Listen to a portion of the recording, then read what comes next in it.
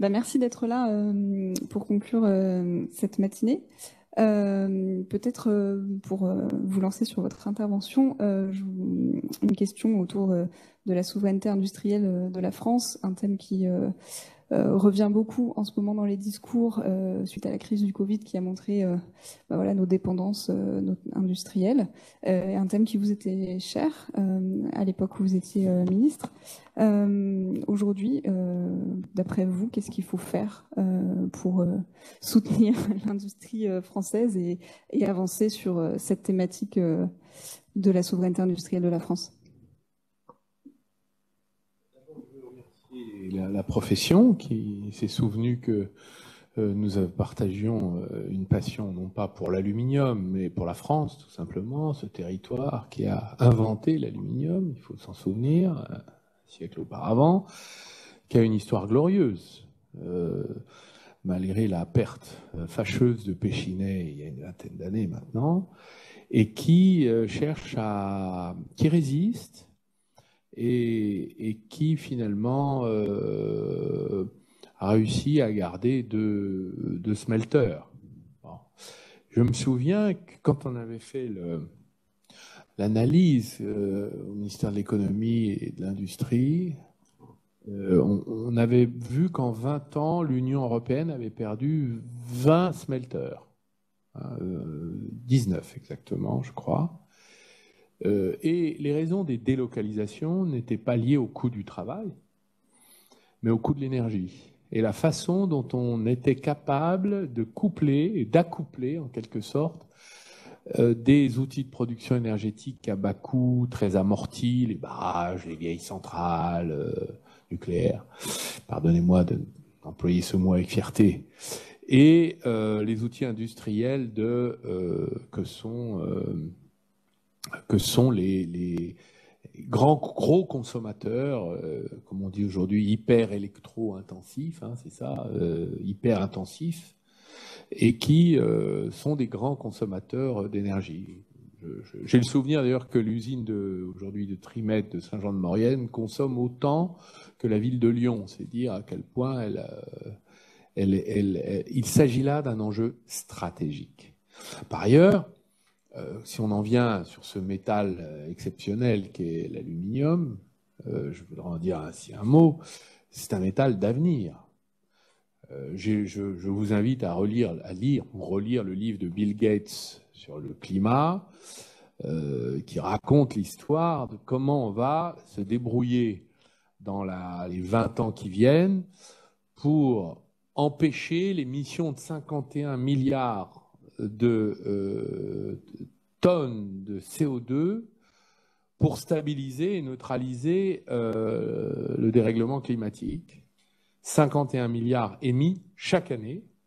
Et il a un chapitre auquel je vous renvoie qui s'appelle « Les choses que nous fabriquons ». Alors l'acier, le béton, essentiellement. Et c'est 30% des 51 milliards dont il va falloir se débarrasser. Ne vous inquiétez pas, l'agriculture, c'est 19%, l'électricité, c'est 20%. Donc, sur tous les sujets des habitudes que nous avons constituées, pour revenir 10 000 ans en arrière, il va falloir qu'en 20 ans, on fasse un parcours de freinage qui semble inhumain. Alors, prenons le problème comme il est. Hein.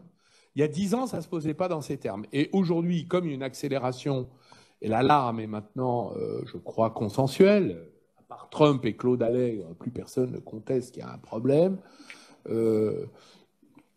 Finalement, dans les complotistes, hein, j'entends, ou les gens qui ont un cerveau qui ne fonctionne pas comme le nôtre, on va être respectueux. J'ai envie de dire que quand on regarde la situation, on se dit que à l'horizon 2100 ou à la fin du siècle, mon dernier enfant est né en 2015, elle a 6 ans, donc elle verra cette période-là. Donc on ne parle pas de nos petits-enfants, on parle de nos enfants. Eh bien, il y a la ceinture, j'allais dire, abdominale de la Terre, c'est-à-dire équatoriale, sera inhabitable. C'est-à-dire que vous allez avoir 2 milliards d'habitants qui ne pourront plus supporter à la fois la sécheresse, enfin pas la sécheresse, la chaleur et l'humidité. Et donc là, la vie ne sera plus possible. Et le pays martyr, d'ailleurs, c'est l'Indonésie. 250 millions de personnes, c'est tout cet endroit-là. Donc, nous livrons la planète à un chaos certain avec une montée de la population qui va friser les 10 milliards à la fin du siècle. Bon, donc ça, c'est notre enjeu politique. Voilà. Et donc, qu'est-ce qu'on a trouvé pour répondre à ça? La souveraineté.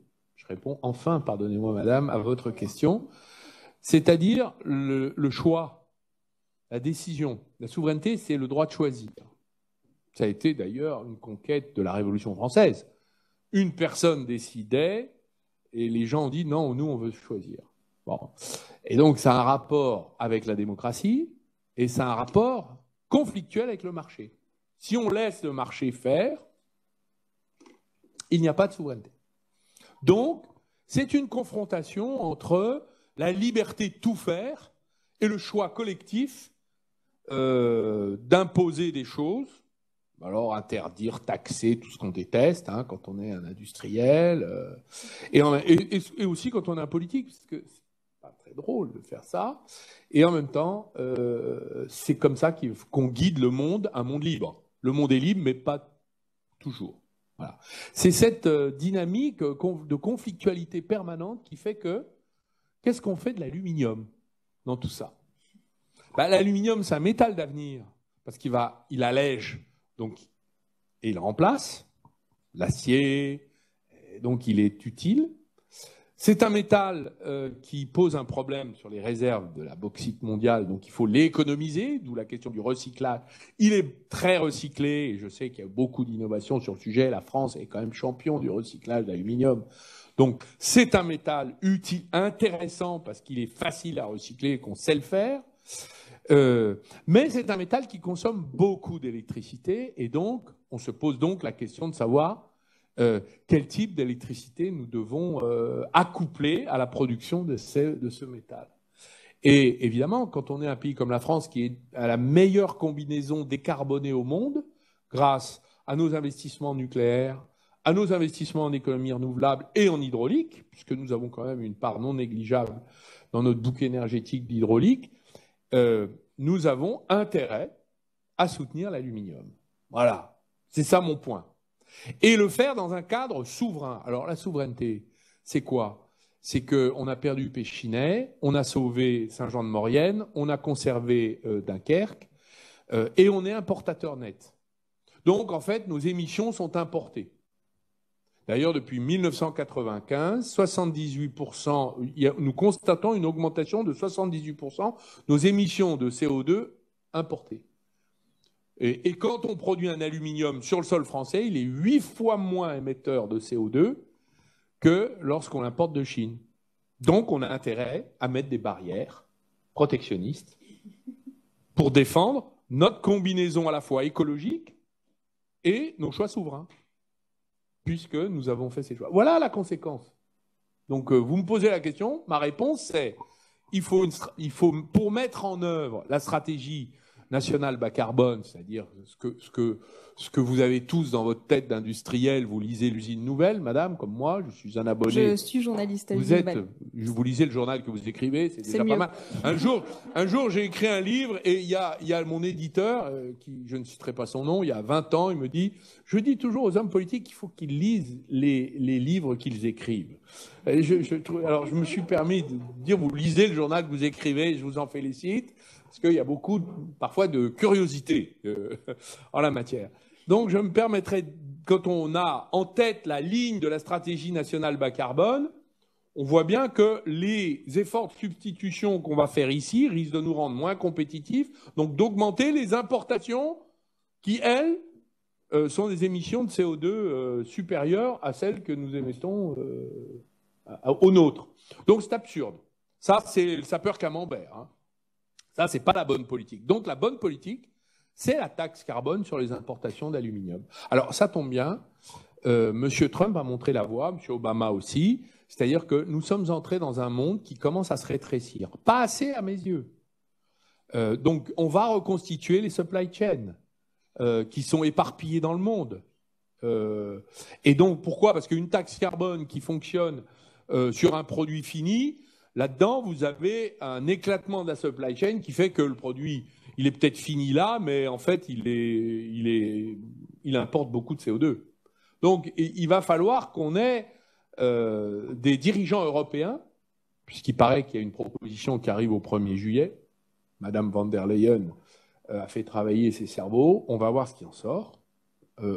Merci. Ça fait 10 ans qu'on parle de la taxe carbone. Il serait temps qu'elle arrive. Maintenant, ce n'est pas parce que le Parlement a voté pour européen et que la Commission européenne fait une proposition que les États vont la prendre.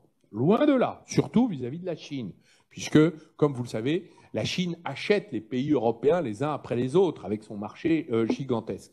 Et donc, je crois que nous progressons sur le sujet, mais c'est là qu'est le point central. Et le deuxième point, pour avoir une politique souveraine, c'est la question du prix de l'électricité. Et là, c'est les clés, vous les connaissez, c'est du long terme, de la visibilité, même 10 ans c'est court, parce que des investissements aussi importants que ceux que Trimet a fait à Saint-Jean-de-Maurienne, ça ne peut pas s'amortir seulement sur 10 ans, ça nécessite, et comme c'est un effort important, alors j'ai vu, je parle sous le contrôle des dirigeants de Trimet ici présents, après qu'on ait signé quand même en 2013, ça fait maintenant 9 ans, j'ai vu que vous aviez investi 100 millions d'euros et augmenté la production de 32 000 tonnes. C'est pas assez. Parce que si on met des barrières, non mais si on met des barrières sur l'importation d'aluminium, donc il va falloir augmenter les productions chez Gupta et chez Trimet. Justement. Ou recréer. Alors ça, ce serait le rêve. C'est presque un rêve d'enfant, comme diraient certains, qu'il faudrait restreindre ou comprimer ou refuser. Ou recréer des smelters en Europe à la faveur de la taxation carbone. Voilà ma vision. Donc, il faut que l'État dise à la Commission européenne, le prix de l'électricité, c'est plus vous, c'est moi, je décide, je fais ce que je veux. Il est inadmissible, et c'est le problème de l'intégration européenne juridico-politique, qui est devenue excessivement, j'allais dire, intrusive. L'Union européenne, c'est une union qui doit faire la force, pas la faiblesse. L'Union fait la faiblesse aujourd'hui de chacun des pays. L'Union doit faire la force. Moi, je suis pro-européen, mais contre cette Europe. Moi, je suis pour rester dans l'Europe, mais sortir de ces traités. Vous voyez, pourquoi ? Parce que quand vous sauvez Air France, que vous décidez de sauver notre compagnie nationale, Air France et KLM, deux compagnies nationales unies, bataves et gauloises, et que nous mettons 7 milliards sur la table, vous avez quand même un bureau à Bruxelles qui vous oblige, en contrepartie de l'autorisation qu'il donne à ce sauvetage, de redistribuer une partie des créneaux de vol sur l'aéroport de Paris-Orly à des compagnies low cost. Mais de quoi se mêle-t-on ? Orly, c'est chez nous, madame. Eh bien, le prix d'électricité, nos barrages, c'est chez nous. Nos centrales nucléaires, c'est chez nous. C'est nous qui décidons de notre bouquet énergétique. C'est nous qui décidons du prix de l'énergie. Et c'est comme ça qu'il va falloir dire à un moment à la Commission européenne, occupez-vous des Chinois, des Américains, de ITAR, des GAFAM, de notre colonisation numérique. Défendez-nous, parce que nous sommes en état de colonisation numérique aujourd'hui. Google, 92%. À chaque fois qu'on fait une fusion, essayez de faire une fusion Dunkerque, Saint-Jean-de-Maurienne, vous allez voir. Ils vont vous dire non, abus de position dominante. En revanche, Google, 92%, pas de problème. Mais on est dans quel monde ? Donc là, il y a un grave problème européen. Donc moi, je pense qu'il va falloir avoir un président de la République l'année prochaine qui fasse son travail vis-à-vis de l'Union européenne. L'Union européenne n'est pas faite pour nous affaiblir. Non, mais excusez-moi de parler politique, vous m'invitez. Je parle aluminium. Moi, je ne suis pas ingénieur. Malheureusement, je suis un ancien avocat. Donc, j'admire beaucoup le métier d'ingénieur. Je pense d'ailleurs qu'il n'y a pas assez d'ingénieurs au sommet de l'État. Beaucoup trop d'administrateurs. Vous savez, l'administrateur, c'est celui qui régente la vie des autres et qui entend s'en accepter. L'ingénieur, c'est celui qui fait un projet avec tout le monde et qui fait marcher le truc. On n'a pas assez de gens qui font marcher le truc, si vous voyez ce que je veux dire.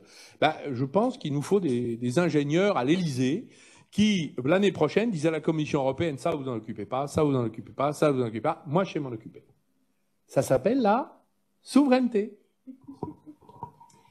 Merci. Excusez-moi. Non, c'est très bien. Et c'est justement pour ça qu'on vous a invité. C'est pour avoir un regard politique sur notre filière. Et je pense que, comme vous l'avez très bien dit, c'est important de regarder au-delà des très beaux projets qui ont été présentés aujourd'hui, et je tiens vraiment à féliciter la qualité des interventions, et je pense que tous ceux qui nous suivent ont été aussi très satisfaits et contents de voir tout ce qui se fait de bien dans notre industrie, dans cette industrie 4.0 qui se renouvelle.